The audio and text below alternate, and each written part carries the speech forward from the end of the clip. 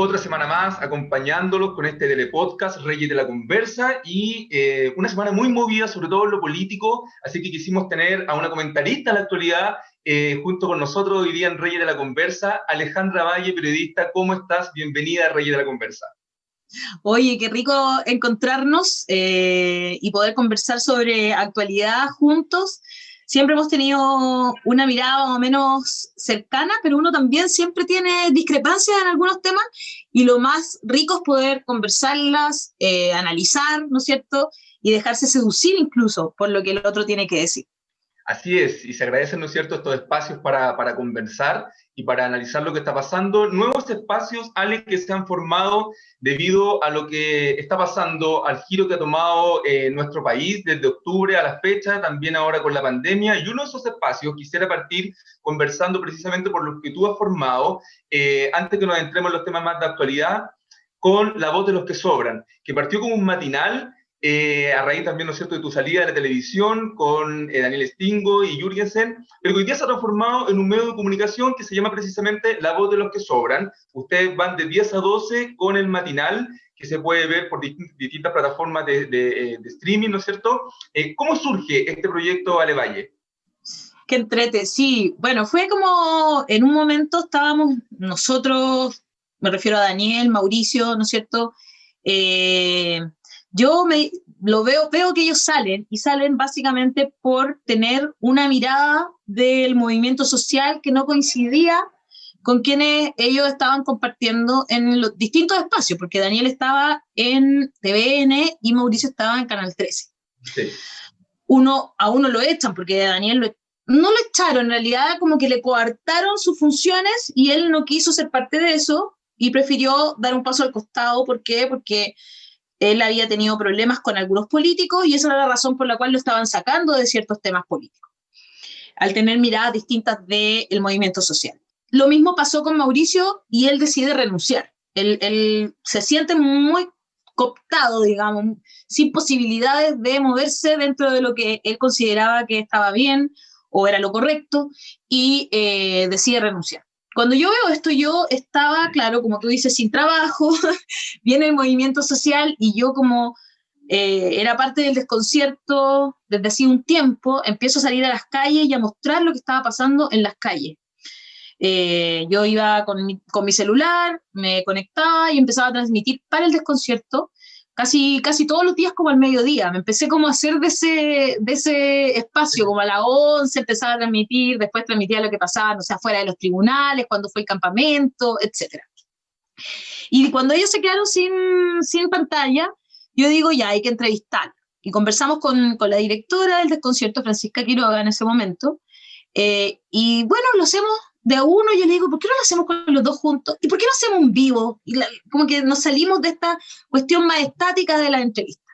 Y veamos qué pasa. Y a los chiquillos, como a los más jóvenes, se les ocurre que le pongamos el matinal de los que sobran. Y ahí hacemos este primer intento de conversar los tres y tenemos en ese intento 1 millón de personas que nos ven. Sí, pues. Y esto genera mucho revuelo. Y ahí, bueno, dijimos, parece que hay que seguir, hay como una necesidad de la gente de también tener la otra mirada. Los medios chilenos son muy poco pluralistas, si ese es el tema. No solo que muestren una parte de la realidad y uno diga, oh, esa parte es la mala y la otra es la buena, sino que la gente debería tener, la opinión pública debería tener todo el espectro de pluralidades, ¿no es cierto?, y miradas sobre la realidad para poder formarse su propia mirada.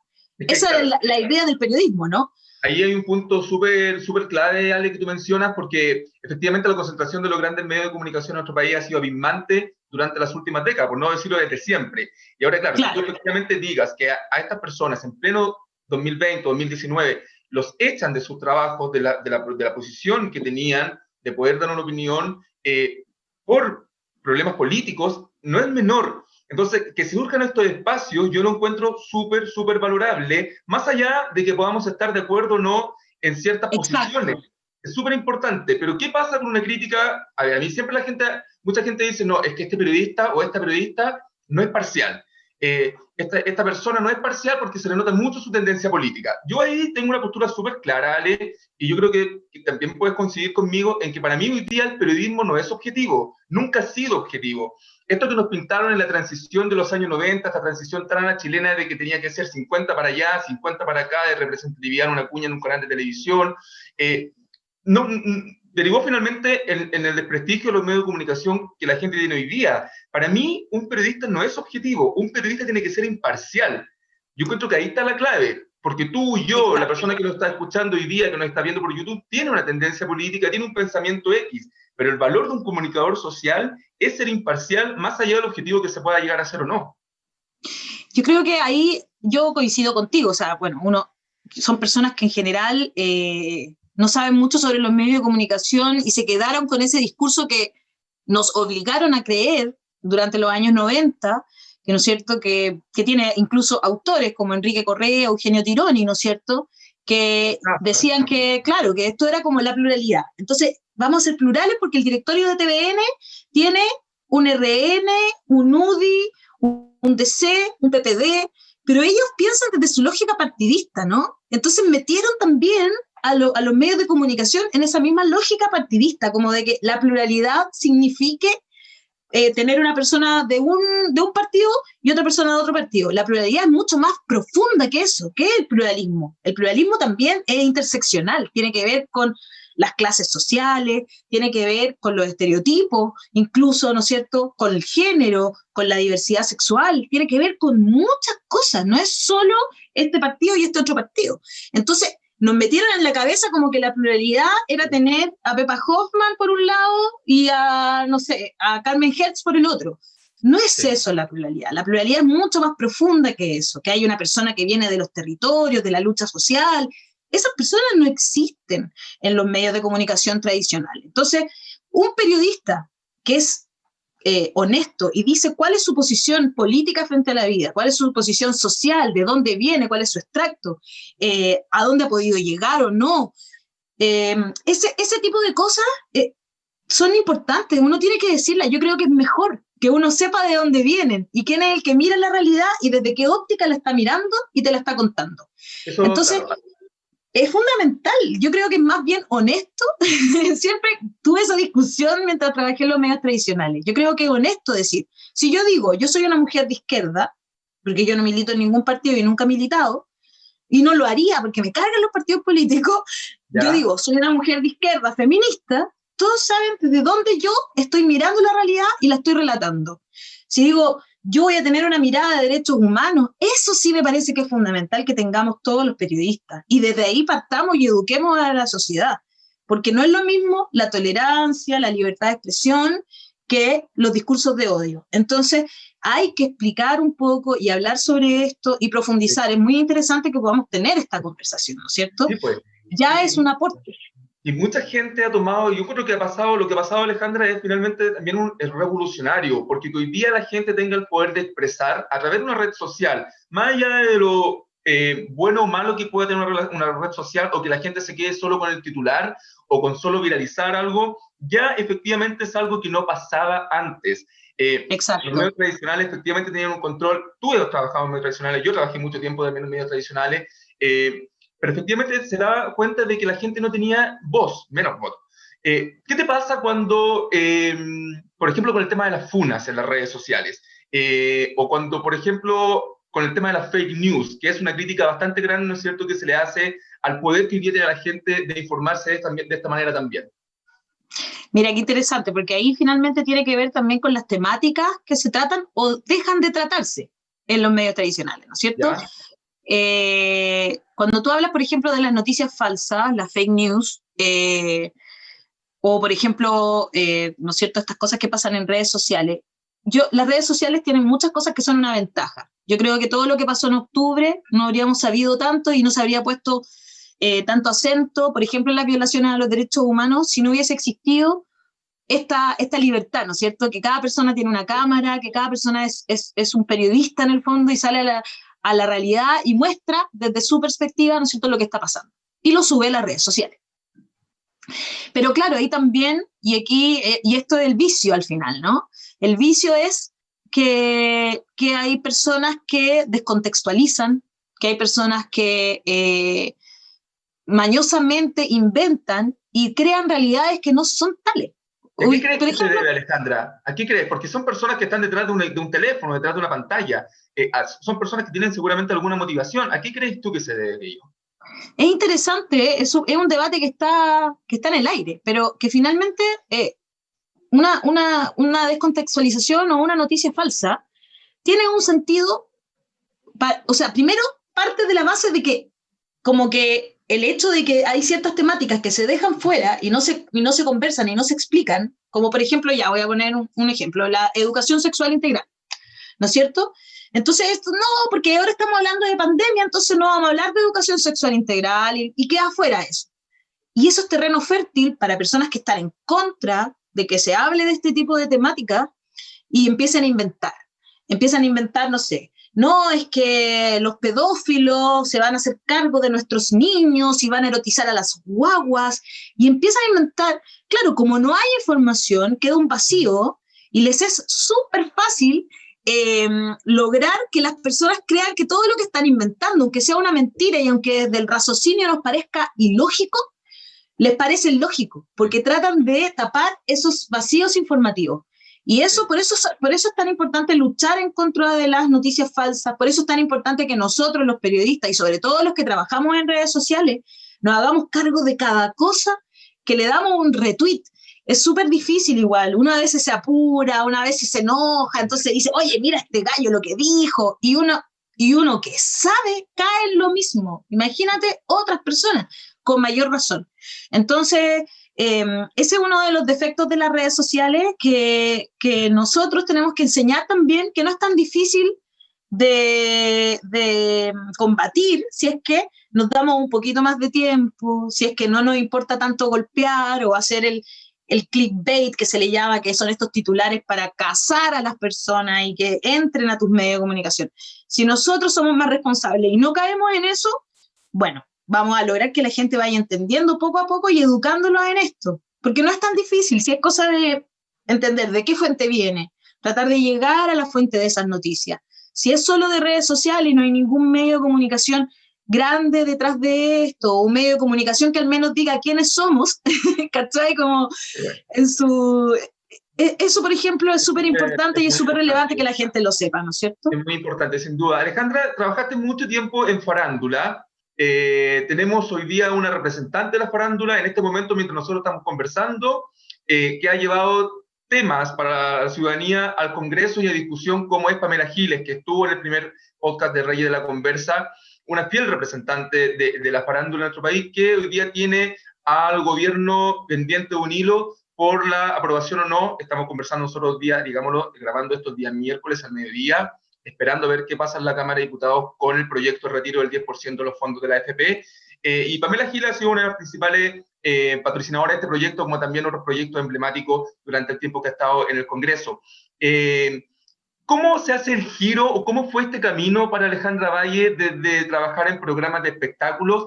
Siempre hay que decirlo, con una conciencia social bien importante. Tú estabas en Intruso y llevaban temas relacionados al estallido social en esa época, al feminismo, a la disidencia sexual, a las minorías sexuales y de género. Pero ¿cómo fue transitar, Alejandra, desde Primer Plano, por ejemplo, hasta estar llevando un programa hoy día que se llama La Voz de los que Sobran?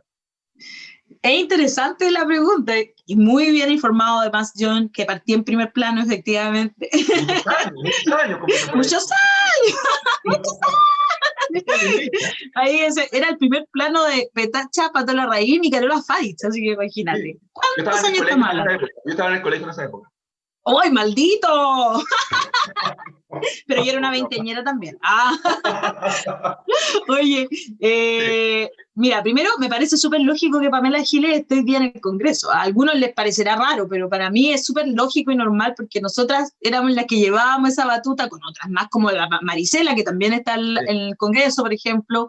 ¿No es cierto? Villota, Coloma, siempre tratamos de llevar la farándula hacia esos temas sociales y nos parecía que ahí teníamos más libertad también, porque nunca nos... Sí. nunca no iban a coartar, ¿cachai? Cuando se hablaba en otros espacios como Tolerancia Cero o el noticiero, ¿no es cierto? Era más difícil poner esos temas. ¿Pero qué te censuraron? Sí. ¿Ya? Cuando estábamos porque además ese cupé, acuérdate que no era del canal. No, pues era Cuando para Rodrigo Danús. Exactamente, y ahí cuando como que nos hacían mucho sentir eso, era como, ustedes no son del canal, como que cuando yo estaba en primer plano y veía los de SQP, era como la lucha constante. Y yo siempre decía, oye, ¿por qué no trabajábamos más juntos y al final, ¿para qué vamos a golpearnos el uno al otro si estamos del mismo canal? Y nos hacían sentir esta cosa como de que tú no eras del canal, eres de otro lado, ¿cachai? Y bueno, después cuando ya estábamos en SQP, lo viví desde el otro lado, claro, nos censuraban harto, cuando nos metíamos en temas sociales, me acuerdo que una vez incluso cuando era Piñera dueño del canal, nos censuraron porque teníamos unas imágenes del negro Piñera, no muy santas que digamos, y por decirlo de alguna manera, y ahí nos censuraron, por ejemplo. O, por ejemplo, íbamos a hablar de algo que fuera así, comillas, según palabras del señor Piñera en ese tiempo, muy inteligentes, teníamos que sacarlo de SQP, porque SQP no era para intelectualizar a la gente. Y ahí empezamos a salir. Perdón, que claro, no son acusaciones, pero hay que dejarlo bien en claro. Aquí te cuenta que efectivamente Sebastián Piñera, en su momento, cuando era dueño de Chilevisión, llamaba para que separaran ciertos temas, en este caso... Hicieron un... Yo ya había salido, yo voy a ser muy honesta, cuando eso sucedió, yo ya había salido del canal, pero seguía trabajando en la productora de Danús. Hicieron como una especie de estos como fines de semana donde se tiran ideas, y en ese contexto... Esos retiros, exacto. Y en ese contexto fue que se usaron esas palabras para referirse a SQP, y yo había salido Villota, había salido yo, y posterior a ese retiro salió Pamela Giles. Ok. Yo lo voy a dejar ahí, 1 más 1. Eso sucedió, eso fue así. Si lo quieren negar, bueno, también podrían negarlo porque no tengo cómo comprobarlo. Tampoco tengo una grabación sobre eso, pero eso sucedió y fue lo que se vio también en pantalla.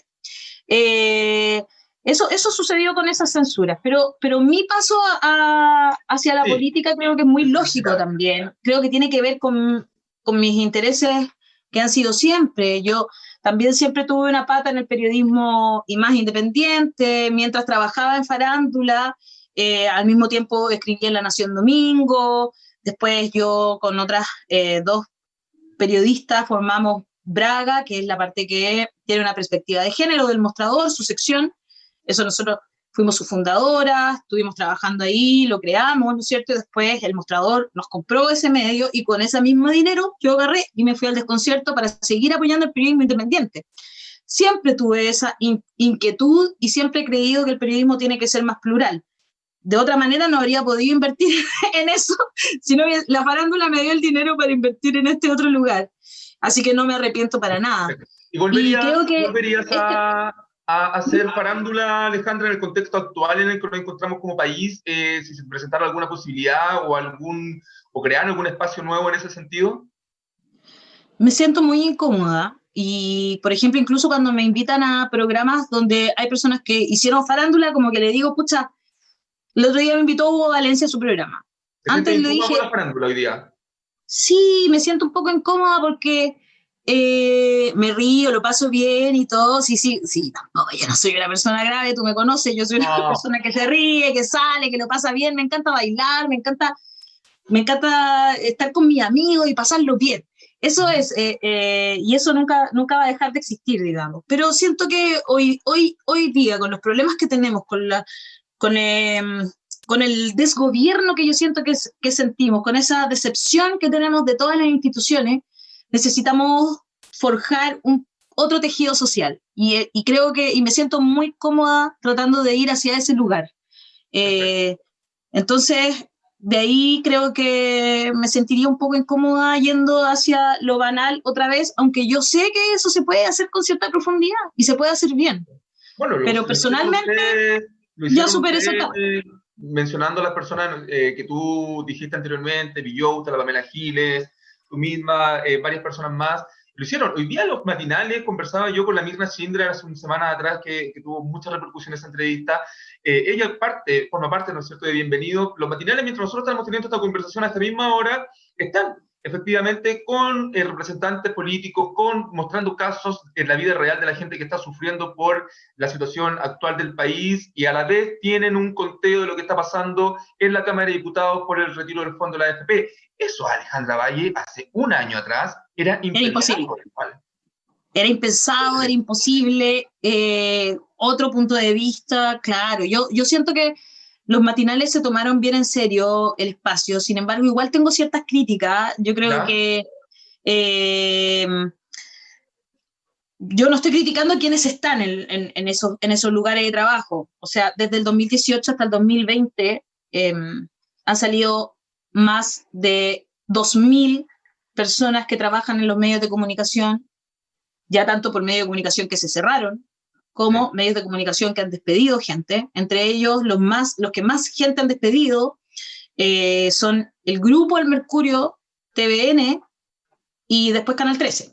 Sí. Entonces, también quiero, desde esa perspectiva, sabiendo que nuestros oficios y profesiones están súper precarizados y que la gente no tiene muchas opciones para tener un sueldo digno, digamos, desde esa perspectiva sí me pasa que siento que los matinales van mucho al show. Al final es la misma farándula, solo que con personajes que trabajan en la política y que viven del Estado y que tienen la tupé de aparecer a decir que cómo se nos ocurre querer vivir del Estado y ellos reciben del Estado sueldos que van entre los 5 y los 8 millones de pesos. Entonces, es como... Siento que ahí hay mucho de combo breaker, de tratar de hacer que se vea tonto. Entonces, en vez de invitar a Luli, invitamos a una diputada que nos va a generar el mismo revuelo. En vez de invitar a Edmundo, invitamos a un diputado que también va a decir tal tontera que después va a salir en la prensa o las redes sociales. Entonces, hay un poco también de entrar en la misma lógica, en el mismo show, pero desde los matinales. Hacer la misma farándula con personajes políticos. Y entrar muy poco, ¿no es cierto? Y entrar poco en la profundidad de los problemas. Sí, interesante esa perspectiva, porque finalmente también hay un tema que influye, que es el rating, que tú y yo lo sabemos, hemos trabajado es que a eso, claro. mucho tiempo y eso es también. Hay un punto que mencionaste, Ale, que me llama la atención y que es finalmente el gran tema que ha convocado a la opinión pública ahora en todos estos años, estas últimas semanas. ¿Qué pasa con el gobierno, con el desgobierno o con el gobernar para endeudar finalmente? Que se ha dicho mucho con respecto a la gestión del gobierno del presidente Sebastián Piñera. ¿Cómo evalúas tú las últimas cartas que ha tirado el gobierno sobre la mesa, Alejandra? Tú entrevistas a diario a expertos en La Voz de los que Sobran, haces un trabajo de reporteo importante en esa línea. ¿Cómo lo miras? Es complejo porque no es criticar por criticar. Yo no quiero criticar por criticar. Creo que, por ejemplo, en el tema del postnatal, en el tema del veto que en algún momento se le quiso poner a la reelección, el gobierno retrocedió y entendió y escuchó, por ejemplo. Quizás no es lo mejor, porque finalmente en el tema del postnatal igual algunas mamás van a tener que hacer uso de sus propios ahorros, y no es lo ideal. Pero creo que al menos ahí hubo una postura de decir, ¿sabe qué? Sí, aquí hay una necesidad que es real. No podemos sacar a las mamás y papás que están a cargo de niños menores de 2 años a la calle otra vez, porque son tanto los niños como esas personas, ¿no es cierto?, grupos de riesgo. Pero ahí me parece que por lo menos se nota que escucharon. Pero en el tema de la clase media, de estas personas que existe la clase media, bueno, es un tema súper de fondo, ¿no? Porque existe la clase media, no existe la clase media. Yo creo que en Chile más bien habemos personas que salimos por un rato de la pobreza y estamos en riesgo de entrar permanente, y otros que sí están bajo la línea de la pobreza, y otros que son muy pocos que tienen el privilegio de tener una base que les va a permitir no entrar en esa línea nuevamente, a pesar de quedarse sin un trabajo, por ejemplo, o ganar menos, ganar la mitad. Pero es un gobierno, que es lo que pasa con muchos.